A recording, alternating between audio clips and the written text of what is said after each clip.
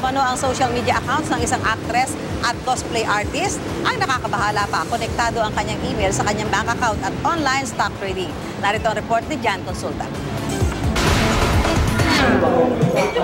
Nagtungo sa NBI ang cosplay artist at actress na si Myrtle Sarosa para humingi ng tulong sa nangyari umanong hacking incident sa kanyang mga social media accounts.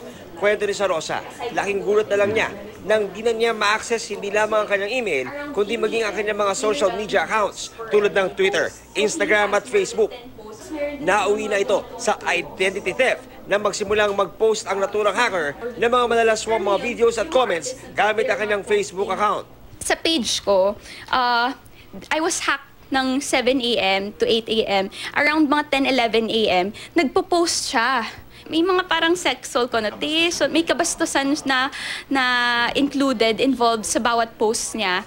Na-alarma ang aktres dahil konektado ang kanyang email account sa kanyang mga bank accounts at online stock trading. Kaya agad daw niya itong sinecure.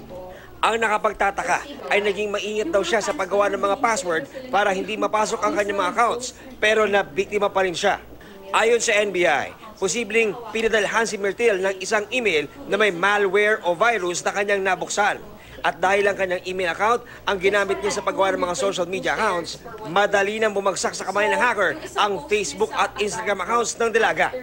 Lumabas sa inisyal na investigasyon ng NBI Cybercrime Division na mga bank accounts at access sa online stock trading ng dalaga ang puntirya ng hacker na sa kabutihang palad ay di naman napasok.